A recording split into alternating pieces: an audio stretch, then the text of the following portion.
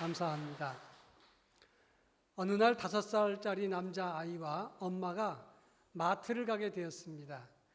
엄마는 아이에게 단단히 일러주었습니다. 너 마트 올 때마다 초코칩 쿠키 사달라 그러는데 절대 안 돼. 그리고 사줄 수 있어 묻지도 마. 알았지? 이 아이는 예라고 대답하고 엄마를 따라 나섰습니다. 엄마는 아이를 손수레에 태우고 마트에서 물건을 사는데 가다 보니까 과자 코너를 지나가게 되었습니다. 이 아이가 작은 목소리로 엄마 나 과자 초코칩 쿠키 사주면 안 돼? 그러니까 엄마가 말합니다. 너 내가 뭐라 그랬어? 절대 묻지도 말라 그랬지? 그래서 그 아이가 기가 죽어서 주저앉고 말았습니다. 그리고 물건을 사다 보니까 다시 그 과자 코너로 지나가게 되는데 이 아이가 또 말합니다. 엄마 제발 이번 한 번만 초코칩 쿠키 사주면 안 돼요? 너 내가 안 된다 그랬지? 다시 한 번 말하면 죽는다. 그러니까 아이가 기가 팍 죽었습니다. 그리고 이제 장을 다 보고 계산대 앞에 서는데 이제 계산대를 통과하면 끝나게 되는 겁니다. 그러니까 이 아이가 손수레에서 일어서서 큰 소리로 말합니다. 엄마 나사렛 예수 그리스도의 이름으로 초코칩 쿠키 좀 사주면 안 돼요? 그렇게 이야기하니까 그 계산대 앞에 섰던 모든 아주머니들이 웃었습니다. 박수까지 칩니다. 엄마는 얼굴이 빨개졌습니다. 사람들이 귀엽다고 초코칩 쿠키를 사갖고 와서 이 아이에게 선물로 주는데 23봉지나 되었다. 미국 방송에 나왔던 이야기입니다. 끊임없이 간청을 해도 거절당하면 그래도 기도하면 하나님의 응답을 받는다. 그런 재미있는 예화라고 하는 것입니다. 예수님께서 누가복음 18장에서 불의한 재판장 이야기를 하시면서 기도할 때 낙심치 말아야 될 이유를 말씀하시면서 우리가 기도하고 간청하고 하나님께 끊임없이 기도하면 하나님이 이루신다라고 말씀을 했습니다. 우리가 기도하다가 이것은 꼭 응답될 것이다 라고 생각을 했는데 응답이 되지 않거나 정말 이 기도는 하나님이 들어주셔야만 된다 기도했는데 응답되지 않았을 때 우리는 낙심하게 됩니다. 하나님이 정말 계신 것일까? 내가 얼마나 더 기다려야 되고 참아야 되는가? 지칠 때가 있다고 하는 것입니다. 그러나 중요한 것은 우리가 끊임없이 기도하고 간구할 때 하나님이 응답하신다는 사실을 믿고 기도해서 우리 모두가 기도의 체험과 응답을 받을 수 있기를 바랍니다. 오늘 우리가 읽은 말씀은 예레미야가 시위대 때 있을 때에 하나님께서 예레미야에게 말씀을 주신 내용을 다루고 있습니다. 너는 내게 부르짖으라. 그리하면 내가 알지 못하는 크고 비밀한 일을 내가 내게 보이리라 말씀하신 내용입니다. 그 당시 상황은 유다왕 시드기야 10년에 바벨론 왕 느부갓네살 왕이 예루살렘에 침공을 하고 예루살렘을 포위했습니다. 오늘 본문 4절과 5절 말씀을 보면 그때 많은 사람들이 성읍의 가옥을 헐고 왕궁을 헐어서 참호를 만들고 창과 칼을 싸우고 지키자라고 말을 했습니다. 그럴 때 예레미야는 하나님의 음성을 전합니다. 너희는 저들을 대항하지 마라. 예루살렘에 멸망당할 것이고 우리의 왕은 바벨론의 포로로 끌려갈 것이다. 이렇게 예언을 했다가 적을 이롭게 한다는 이유로 예레미야는 체포가 돼서 시위대 뜰 감옥에 감금되어 있다고 하는 것입니다. 예레미야 입장에서 보면 답답합니다. 왜 나라가 망해가는데 하나님은 이런 예언을 하게 하시는가? 그리고 하나님의 명령 따라서 예언을 했으면 하나님께서 편하게 나를 지켜줘야 되는데 감옥에 가서 곤욕을 치르게 됐다. 이게 도대체 뭡니까? 그리고 지금 내가 나가서 할 일도 많은데 내가 이 감옥에 있으면 어떻게 합니까? 하나님은 왜 이런 식으로 문제를 푸십니까? 정말 속상했을 것이다. 그런 말씀입니다. 그런데 바로 그런 상황에서 하나님이 예레미야에게 말씀을 주신 것이 오늘 우리가 읽은 본문의 내용입니다. 이 말씀은 기도에 관한 깊은 교훈을 주기 때문에 우리가 이 시간 이 말씀을 함께 살펴보고 은혜를 나누자 하는 것입니다. 제일 먼저 2절과 3절 말씀을 다 같이 한번 읽어보겠습니다. 2절을 제가 읽습니다. 이를 행하시는 여호와 그것을 만들며 성취하시는 여호와 그의 이름을 여호와라 하는 이가 이와 같이 이르시도다. 너는 내게 부르짖으라. 내가 내게 응답하겠고 내가 알지 못하는 크고 은밀한 일을 내게 보이리라. 오늘 본문 2절에 보면 이 일을 행하시는 여호와 이를 만들어 성취하시는 여호와라 이렇게 말씀하고 있습니다. 이 일을 행하시는 여호와 만들어 성취하시는 여호와 행하신다는 말은 히브리 말로 오사흐라는 말을 쓰고 만들어 성취한다는 말은 요체르라고 하는 말을 씁니다. 근데 이 단어는 오직 하나님께만 사용될 수 있는 단어라 하는 말씀입니다. 창세기 1장에 보면 하나님이 천지를 창조하시니라 그랬는데 이 창조한다는 말은 히브리 말로 바라라는 동사를 씁니다. 이 말은 무에서부터 유를 만들었다는 말이기 때문에 하나님께만 붙일 수 있는 단어입니다. 마찬가지로 오사흐나 요체르, 이를 행하신다, 만들어 성취하신다는 말은 하나님의 창조 활동을 묘사할 때 쓰는 단어이기 때문에 하나님께만 붙일 수 있는 단어다 그런 말이에요. 다시 말해서 하나님은 이 세상의 모든 일, 우리 인생의 모든 일을 만들고 성취하시고 행하시는 하나님이시다. 바로 그것을 선언한 것이 오늘 보면 2절에 나오는 하나님을 행하시는 하나님, 만들어 성취하시는 하나님이라 그런 뜻이 되는 것입니다. 그 당시 4절과 5절 말씀을 보면 성읍에 가옥을 헐고 왕궁을 헐고 칼을 들고 저들과 대항해서 싸우자. 선민 이스라엘이 자기 나라를 지키겠다는 것, 이방인과 싸우겠다, 도망가지 않고 자기 집과 왕궁을 그리고 참호를 만든 다음에 싸우겠다는 것은 당연한 것입니다. 적어도 그들이 도망가지 않고 나라를 지키겠다고 하면 하나님이 그들을 도와야 되는 것입니다. 그렇지 않습니까? 또 예레미야 입장에서 보면 그러한 때 하나님이 반대로 예언하게 하신 거예요. 백성들은 지키겠다 하는데 망할 것이다, 포로로 끌려갈 것이니까 싸우지 말라. 하나님 이게 옳으신 겁니까? 그리고 지금 내가 감옥에 있으면 어떻게 하답니까? 나가서 왕을 돕고 또 백성을 격려하고 저들을 깨우치고 경고도 하고 그리고 오해도 풀어야 되는데 지금 감옥에서 지금 뭐 하는 겁니까? 하나님 어떻게 이렇게 행하십니까?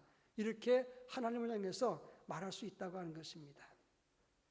어떤 신학교에 기도를 참 많이 하고 열심히 공부한 학생이 시험을 치르게 됐습니다. 잘 준비한 다음에 시험을 치르는데 입시 보는 날 옆에서 시험 치르는 사람들이 서로 짜고 컨닝을 하는 거예요. 서로 물어보는데 아마도 저들은 같은 교회에서 온 사람들인 것 같다 생각이 들었어요. 이 사람 혼자서 신학교 시험 보는 사람이 그러면 되나? 그리고 시험을 봤는데 막상 발표날 보니까 자기는 떨어지고 그 둘은 붙은 거예요. 너무 억울하지 않습니까? 그래서 학교 측에다 전화를 했어요. 아니 컨닝한 사람들은 붙여주고 열심히 공부하는 떨어지는 게 말이 됩니까? 그랬더니 학교에서 뭐라고 말하냐면 우리는 성적대로 평가합니다. 턱 끊어버리더라는 거예요. 얼마나 화가 났는지 다른 학교도 아니고 신학교에서 하나님 도대체 옳으신 것입니까? 그들이 떨어지고 내가 붙어야 맞는 것이고 내가 떨어지고 저들이 붙으면 어떻게 되는 것입니까? 하나님의 공의는 어디 갔습니까? 하나님을 향해서 원망했다는 얘기를 들었어요. 우리 인생 살다 보면 이런 경우가 얼마나 많습니까? 내 생각에는 이런 기도, 내가 생각할 땐 이렇게 가는 것이 옳은 것인데 정반대로 갈 때 우리는 시험에 들거나 낙심하거나 하나님이 계신가? 이런 의심도 하게 된다 그런 말이에요. 그런데 성경은 분명히 말합니다. 누가 뭐라고 하든 너희들의 생각이 어떻든 나는 여호와 하나님, 나는 이 세상을 행하시고 그것을 만들고 성취하시는 하나님이시다. 하나님만이 인생을 주관하고 다스리시는 분이라는 것을 분명히 선언하고 있다 이 말씀입니다. 우리 인생 생각할 때는 하나님 이건 틀렸습니다.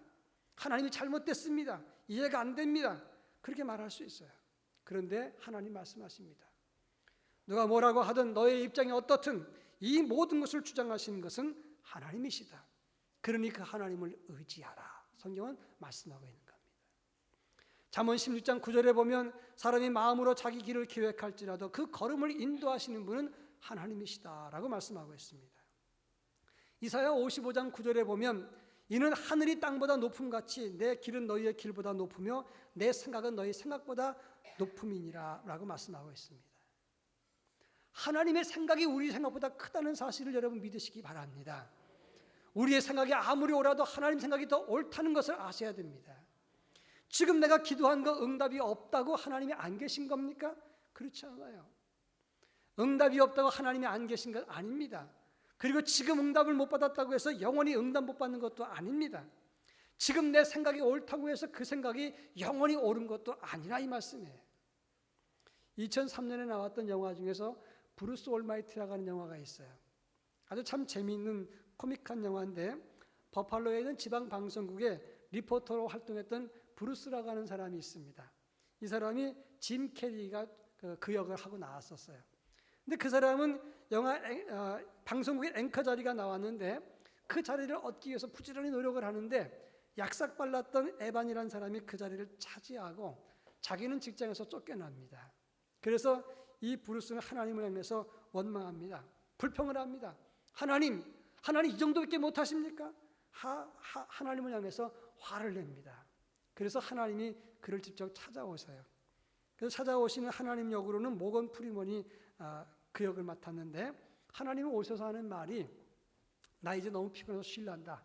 일주일 동안 내가 휴가 갈 테니까 네가 대신해라. 그리고 하나님이 전지전능한 능력을 그에게 주고는 휴가를 떠나버렸어요. 이 브루스는 전지전능한 권능의 힘을 가졌습니다. 그래서 한번 해보니까 정말 막 능력이 나타나는 거예요. 그런데 조금 지나니까 전 세계에서 수없는 문제들과 기도 제목들이 막 올라오는 겁니다. 골치가 아파요. 그래서 할 수 없이 컴퓨터로 예스라고 하는 단추를 탁 눌러버려요. 모든 것이 다 응답해 주는 겁니다. 그랬더니 복권 당첨 1등에 수십만 명이 생겨갖고 1등이 $17밖에 안 됩니다. 그리고 난 다음에 홍수가 나죠. 가뭄이 생기죠. 교통사고가 나죠. 전 세계가 재앙에 속출하고 난리가 났어요. 그때 브루스는 견딜 수 없어서 소리를 지릅니다. 못하겠습니다 하고 소리를 지르는 그런 내용이 나와요. 참 재밌는 영화예요. 여러분, 내 생각대로 다 응답받으면 좋을 것 같지요. 그러나 그것이 아니라 하는 것입니다. 햇빛을 계속 쬐면 좋을 것 같지만 이 땅이 말라버리고 가뭄이 심하고 그도 이 땅이 사막화된다는 것을 알아야 됩니다. 백성들 입장에서 보면 자기 집을 헐고 왕궁을 헐고 칼과 창을 준비해서 저 바벨론 군대와 싸우자고 하는 것 틀린 게 아닙니다. 또 예레미야 입장에서 보면 나도 주님 할 일이 있습니다. 감옥에 있으면 어떻게 합니까? 하나님 왜 이렇게 푸십니까? 그 말도 일리가 있어요. 그러나 그들이 틀린 것은 아닐지라도 자기 입장에서 옳은 것이다 그런 말입니다. 하나님 말씀하십니다. 이 세상 모든 것을 이를 이루시는 하나님, 이를 만들고 성취하시는 하나님, 그 하나님을 신뢰하라. 그리고 너는 내게 부르짖으라. 그러면 내가 내게 응답하겠고 내가 알지 못하는 크고 비밀한 일을 내게 보이리라 말씀하셨다고 하는 것입니다. 잠언 3장 6절에 뭐라고 말합니까? 너는 범사의 그를 인정하라. 그리하면 내 길을 지도하시리라.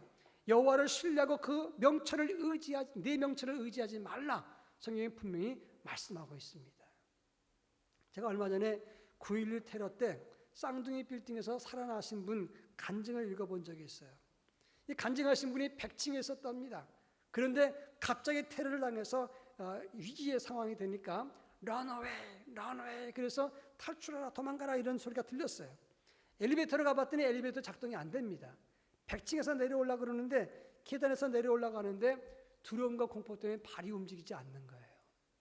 여러분, 너무 큰 충격을 만나면 안 움직입니다. 제가 군대에 있을 적에 예배당에 갔다가 부대로 올라가는 길인데 눈앞에서 벼락이 떨어졌어요. 꽝 소리 나서 제가 납작 엎드렸는데 그 다음에 일어나갖고 걸어가려는데 발이 안 움직이는 거예요. 5분 10분 동안 바로 못 움직였어요. 그냥 엎드려 있다가 간신히 일어났는데 발이 안 떨어지는 거예요. 그래서 도둑이 갑자기 들어오면 소리도 못 지른다는 말이 그런 말이에요.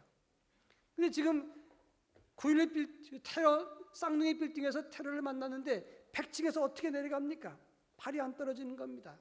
근데 로마서 10장 13절에 누구든지 주의 이름을 부르는 자는 구원을 얻으리라.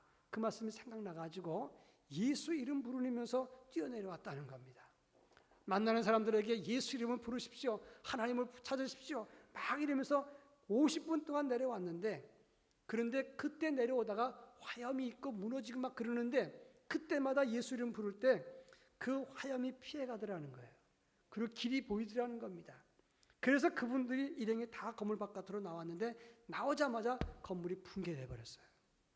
그때 상황을 간증해서 미국 사회에 큰 화제가 됐다고 하는 것입니다. 그분이 마지막에 이런 말을 했어요. 하나님을 신뢰했을 때 내 발이 움직였고 하나님의 보호가 보였다라고 말했습니다. 여러분, 상식적으로 묻겠습니다. 예수 이름으로 부르면 불이 피해갑니까? 상식적으로 그게 말이 됩니까? 그런데 이분들 얘기입니다. 예수 이름 부르니까 우리 모두가 불이 피해가는 게 보였다는 거예요.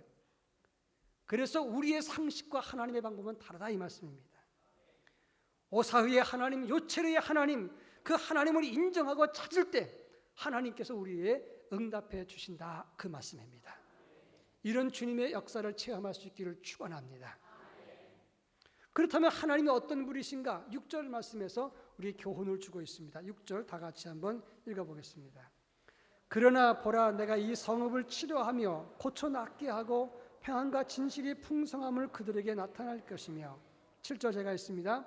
내가 유다의 포로와 이스라엘의 포로를 돌아오게 하여 그들을 처음과 같이 세울 것이며. 여기서 말하는 이 성읍이라고 하는 것은 예루살렘을 말하는 것입니다. 하나님은 예루살렘을 치료하신다, 고쳐 낫게 하고, 그리고 포로로 끌려갔던 그들을 다 돌아오게 하시겠다, 처음처럼 다 돌려놓겠다 말씀했어요.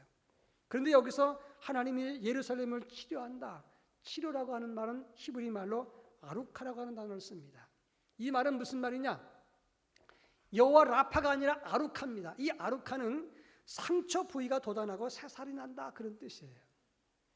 이스라엘이 범죄하고 하나님을 거역했기 때문에 바벨론의 침공을 받았습니다. 그들이 멸망을 받으면서 상처를 받았어요. 하나님은 그 상처 위에 그러고 난 다음에 그들에게 새살을 돋게 해서 그들을 고치고 새롭게 한다, 그런 말입니다. 지금 이스라엘 사람들은 예루살렘 멸망으로 깊은 상처를 받았습니다. 전쟁의 상처를 받고 육체의 고통을 받았어요. 그리고 또 한 가지 있을 수 없는 고통이 뭐냐? 어떻게 선민 이스라엘이 저 이방 사람들에게 망하느냐?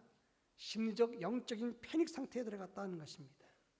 그런데 하나님이 육체의 고통, 마음의 고통, 영적인 고통, 이 모든 것을 다 치료하신다, 그렇게 선언하고 있는 것입니다. 며칠 전 신문을 봤더니 메르스 슈퍼전파자 14번이 완치되어서 퇴원했다, 그런 기사를 봤어요. 이 14번 환자가 90여 명을 감염시켰답니다. 삼성병원에서 82명에게 감염을 시키고, 평택 굿모닝 병원에서 3명, 평택 성모병원에서 의심 추정이지만 5명 정도 했을 거라는 거예요. 합해서 90여 명에게 감염을 시켰던 분입니다. 이분이 근데 낫어요. 다른 사람은 다 감염됐는데 낫어요. 근데 이분이 자기가 병치료를 받으면서 TV 보면서 뭐라고 얘기했냐면, 저 14번 환자가 도대체 누굽니까? 자기가 14번 환자한테 자기도 감염됐다고 생각을 한 거예요. 근데 의료진들이 그 사람 충격받을까 봐 말을 못했대요. 나중에 알고 보니까 자기가 14번 환자인 겁니다. 다 완치된 다음에 이분은 서울대 지금 정신과 심리치료를 받고 있어요. 왜냐하면 자기가 14번 환자인지 몰랐는데 자기가 14번 환자가 되고 보니까 충격을 받아서 서울대 외래병동에 가서 심리치료를 받았는데, 사람들이 그걸 알아보고는 항의를 한 겁니다. 막 야단이 난 거예요. 이건 낙인 효과라 그래요. 완전 찍어놓고 그 사람이 넌 죄인이다, 이게 낙인 효과입니다. 그래서 이분이 말하기를, 나도 피해자인데 나를 마치 죄인 취급을 한다, 속상하다는 거예요. 여러분, 병이 나아도 심리적으로 영적인 상처는 있을 수 있는 겁니다. 우리가 기도 응답을 받고 문제가 해결돼도 내적인 문제는 여전히 남을 수가 있어요. 그런데 하나님의 치료는 육신의 병만 고치는 게 아니라 심리적 질병, 영적인 질병도 다 고친다, 이 말씀입니다. 그 당시 예루살렘 사람들 그리고 유다 백성들은 자기들의 죄 때문에, 조상들의 반역과 하나님을 거역한 죄 때문에 망했습니다. 그리고 하나님은 이방을 들어서 채찍으로 그들을 치셨습니다. 그런데 하나님은 곧바로 그들을 치료하시는데 새살이 돋게끔 다 완치시켜준다, 그 말이에요. 좀 죄송합니다만은 제가 초등학교 4학년 때쯤 됐을 때 공부를 엄청 못했어요. 성적표에서 주의 산만함, 그 주의 산만하다는 게 뭔 뜻인지 몰랐어요. 또 공부를 엄청 못했습니다. 그때 기억에 산수 시험을, 쪽지 시험을 봤는데 아마도 40몇 점을 받은 기억이 나요. 부모에게 보여주라 그랬는데 제가 그 보여주면 전 죽습니다. 그래가지고 시험 문제를 가방에다 구겨놓고 한참 지난 다음에 안 보여드렸어요. 그러고 난 다음에 한참 지났으니까 나중에 그걸 보고는 다 째서 버려버렸어요. 그리고 저희 집은 마포에 있었고 학교는 서울 종로에 있는 교동초등학교를 다녔어요. 근데 저희 집 가게가 종로에 있었어요. 집에 가기 전에 거기 들으면, 야, 너 여기 얼쩡거리지 말고 가라. 그리고 교통비를 줬어요. 그럼 받아갖고 오고, 집에서 또 학교 갈 적에는 교통비 주면 또 받았어요. 이중으로 받았어요. 그리고 남는 돈을 만화가게 가서 만화를 봤습니다. 만화를 한창 보고 있는데 그때 벌써 저는 죄인이었거든요. 근데 어머니가 오셔갖고 저를 끌고 나갔어요. 엄청 때리셨어요. 제 종아리에서 피가 날 정도로 맞았습니다. 그리고 어머니가 우셨어요. 그리고 제 종아리 붙잡고 우셨어요. 저도 울었습니다. 그땐 철없어서 아파서 울었죠. 그런데 그 이후로 제 버릇과 공부 습관을 많이 고쳤어요. 그리고 5학년, 6학년 되면서 공부를 좀 잘하기 시작해서 중학교 2학년 됐을 때는 상당히 잘했습니다. 얼마라고는 말씀 안 드리겠는데 상당히 잘했어요. 그때 저는 어머니의 마음, 그때는 이해 못했지만 지금은 이해가 되더라 이 말이에요. 욥기서 5장 18절 이후에 보면 하나님은 아프게 하시다가 싸매시며 상하게 하시다가 그의 손으로 고치시나니 6가지 환난에서 너를 구원하시며 7가지 환난이라도 그 재앙이 내게 미치지 않게 하신다라고 말씀했습니다. 이사야 30장 26절에 보면 여호와께서 자기 백성의 상처를 싸매시며 그들의 맞은 자리를 고치시는 날에는 달빛은 햇빛같이 되겠고 햇빛은 7배가 되어 7날의 빛과 같으리라 말씀을 했습니다. 우리가 범죄했을 때 하나님은 치십니다. 채찍을 드십니다. 그렇지만 그 다음엔 우리의 상처를 치료하시고 함께 아파하시는 분이 하나님이시다 그런 말씀이에요. 요한복음 5장에 보면 38년 된 병자가 나옵니다. 혼자의 힘으로 그 물에 들어갈 수가 없습니다. 사람들이 다 사라져 버렸습니다. 병 때문에 지치고 고생했습니다. 그리고 더 큰 아픔은 다 떠나버리고 자기 혼자 버려진 느낌 때문에 더 고통스럽습니다. 저주받은 인생이었습니다. 희망이 없는 인생이었어요. 그런데 예수님은 그를 찾아가셨습니다. 내가 낫고자 하느냐. 그리고 그를 일으켜서 그를 치료해 주셨다고 하는 것입니다. 마태복음 4장 23절에 보면 예수께서 온 갈릴리를 두루다니사 그들 회당에서 가르치시며 천국 복음을 전파하시며 모든 병과 약한 것을 고치셨다라고 말씀합니다. 이것이 복음입니다. 우리 주님은 우리를 붙잡고 치료하시는 분, 낫게 하시는 분이시라 성경은 분명히 말씀하고 있습니다. 아무도 돌보지 않은 희망 없는 사람, 저주받은 인생이라도 주님 붙잡고 우리를 일으키시고 치료하시는 분이시다 성경은 말씀하고 있다고 하는 거예요. 나그네 새라고 하는 바다새가 있습니다. 90cm 정도 크는데 이 새가 날개를 펴면 2m까지 크다는 거예요. 근데 이 새가 왜 유명하냐? 60세 이상을 사는 새예요. 새가 60년 이상 사는 새가 없습니다. 이 새는 60세 이상을 삽니다. 그런데 중국에서는 이 새의 이름을 신천옹이라고 말을 해요. 신, 믿을 신입니다. 천, 하늘을 믿는다. 옹은 이 노인옹자예요. 그러니까 이게 하늘을 믿고 나는 노인이라 그런 의미에서 신천옹이라고 하는 거예요. 이 새를 왜 그렇게 이름 붙였느냐? 이 새의 특징은 뭐냐면 바람이 아무리 세게 불어도 바람에 자기 몸을 맡기는 거예요. 날개짓은 1%밖에 안 합니다.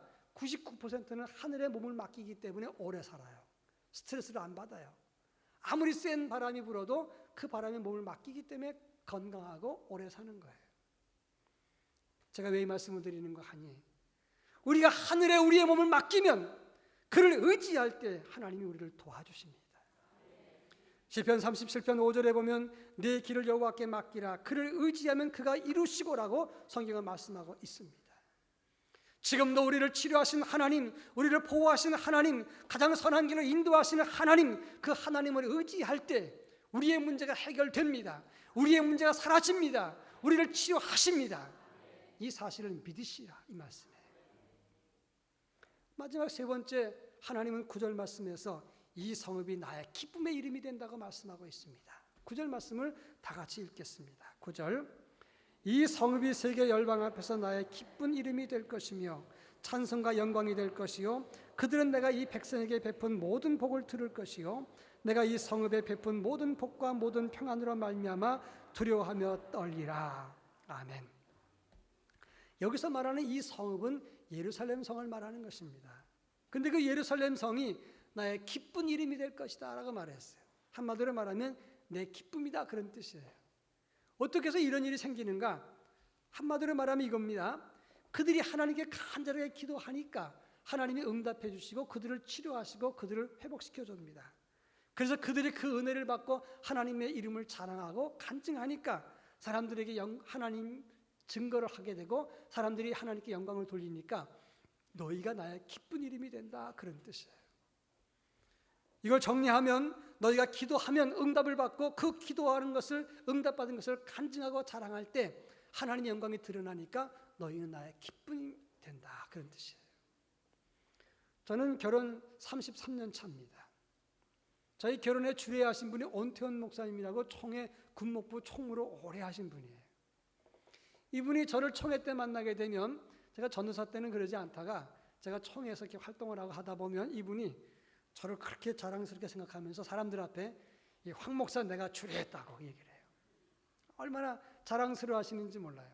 그분을 제가 총회 때 만나니까 그분이 그런 말을 합니다. 황 목사 이름이 자꾸 나올 때마다, 잘 될 때마다 나는 자랑스러워. 자네는 내 기쁨이야. 이렇게 얘기를 했어요. 얼마나 신나는 얘기인지 모릅니다. 너는 내 저주야. 이거보다 훨씬 낫지 않습니까? 그런데 하나님도 마찬가지 아니겠습니까? 우리가 기도하고 응답을 받고 우리가 하나님을 자랑하게 되면, 그 은혜에 하나님 앞에서 영광을 돌리게 되면 하나님도 우리를 볼 때 우리 하나님이 자랑스럽게 생각한다, 그런 말이에요. 그런 의미에서 기도하고 응답받는 것은 하나님의 자랑이 되는 통로가 되는 것입니다. 지난주 김태환 선교사님이 수요 예배 때 설교했을 때 그랬어요. 우리나라의 선교사들이 처음 들어왔을 때 한국은, 이 조선 땅은 3S의 나라라 그랬어요. 분뇨와 더러운 쓰레기가 너무 방치돼서 냄새가 지독한 나라, 그래서 스멜. 그리고 장작을 떼가지고 밥을 지어 먹고 뭐든지 다 장작으로 난방을 하니까 연기 때문에 눈, 코가 매워서 스모크. 그리고 개 짖는 소리, 무당 소리, 싸우는 소리가 너무 시끄러워서 사운드. 3S의 나라라 그랬습니다. 그런데 이 나라가 복음을 받고 급성장을 합니다. 엑스플로 1974년도에는 여의도에 100만이 모였습니다. 그때 32만 3,419명이 전도 훈련을 받았고, 그 전도 훈련 받은 사람이 1년 동안 전도했을 때 우리나라가 33.1% 교인이 늘었습니다. 놀라운 것은 누가 조사했습니다. 1970년부터 80년대까지 1년 동안에 10년 사이에 교회가 3.5배 성장을 했는데, 그때 한국 경제는 9.8% 성장했다는 거예요. 그래서 말하기를 한국 교회 성장과 한국 성장은 같이 갔다는 겁니다. 여러분, 교회가 10년 사이에 3.5배가 성장했습니다. 그때 열심히 있었습니다. 그때 한국 교회는 하나님의 기쁨이었어요. 그런데 지금도 기쁨인가? 그건 생각해 봐야 돼요. 다시 질문하자면 이제 우리는 다시금 주님의 기쁨이 되어야 된다는 것입니다. 이것만큼은 분명한 사실입니다. 우리 인생의 최고의 목적이 무엇입니까? 잘 사는 것입니까? 잘 먹는 것입니까? 노후 준비를 잘 해놓고 집도 차고 차도 사고 땅 사놓고 자손에게 물려주는 것이 우리 인생의 최고의 목적입니까? 저는 아들과 가끔씩 통화할 때마다 그런 얘기를 합니다. 너 공부 끝나고 잘 살라고 생각하지 마라. 돈 많이 벌 생각하지 마라. 하나님의 기쁨이 되라. 지금 하나님의 기쁨이 되어야 된다라고 말을 합니다. 하나님이 우리를 잘 먹게 만들 것 같았으면 하루에 200kg씩 먹는 코끼리처럼 만들었을 겁니다. 우리를 오래 사는 것을 목적으로 삼았다면 500년 사는 거북이처럼 만들었을 거예요. 그런데 지금 이 모습으로 만든 이유가 무엇입니까? 하나님의 기쁨이 되라고 말씀하신 겁니다. 우리 인생의 최고의 목표는 하나님의 기쁨이 되는 것입니다. 하나님의 기쁨이 되려면 기도를 많이 해야 됩니다. 응답을 체험하고 그 받은 바 은혜를 간증하고 자랑할 때, 하나님의 이름을 높일 때 우리는 하나님의 기쁨이 될 수 있다고 하는 것입니다. 며칠 전 6.25가 65주년 됐어요. 다 폐허가 된 이 땅이 다시금 이렇게 부흥한 것, 우린 자랑스럽게 생각합니다. 이걸 이끄신 분이 누굽니까? 지금 우리 인생 여기까지 지키신 분이 누굽니까? 우리의 능력과 뛰어난 지혜, 우리의 똑똑함 때문에 그런 것이 아닙니다. 하나님의 은혜가 아니면 여기까지 올 수 없는 겁니다. 우리 이 땅을 위해서 기도를 많이 했던 믿음의 선지들이 땀 흘려 왔기 때문에 지금이 있는 것이고, 다음 세대를 위해서 우리가 땀 흘려야 될 이유가 여기 있는 것입니다. 기도해야 됩니다. 하나님의 자랑과 기쁨이 되기 위해서 응답을 체험하고 이것을 자랑할 수 있어야 된다 하는 말씀이에요. 어떤 아이가 아빠 공장에 갔는데 할아버지로부터 물려받았던 회중시계를 잃어버렸어요. 할아버지한테 받은 건 너무 소중한 건데 잃어버렸는데 어디 있는지 몰라요. 그래서 아빠한테 얘기했더니 아빠가 직원들 간까지 찾는데 못 찾겠어요. 그러니까 아빠가 말합니다. 이 공장의 기계를 다 꺼라. 다 끄고 나니까 조용한데 가만히 들어보니까 회중시계가 똑딱똑딱 하는 소리 들리는 거예요. 그래서 회중시계를 찾았습니다. 정수유심이여 심수무성이라는 말이 있어요. 고요한 물은 깊이 흐르고 깊은 물소리는 소리나지 않는다는 말이에요. 지금처럼 분주하게 살면 안 됩니다. 시끄럽게 살면 기도 못합니다. 다 끊고 잠시 동안이라도 하나님의 은혜를 묵상하고 하나님과 나와 하나님과 깊은 관계를 회복해야 됩니다. 그때 하나님의 손길이 보입니다. 은혜의 체험을 하게 됩니다. 하나님의 자랑과 기쁨이 될 수 있는 것입니다. 우리 인생의 주인 되신 예수 그리스도, 그분 앞에 기도하는 가운데 그분을 통해서 그분의 은혜를 발견하고 그분과 동행하고 그로 하여금 체험하는 하나님의 자랑과 기쁨이 되는 기도의 용사들이 되길 바랍니다. 기도하겠습니다.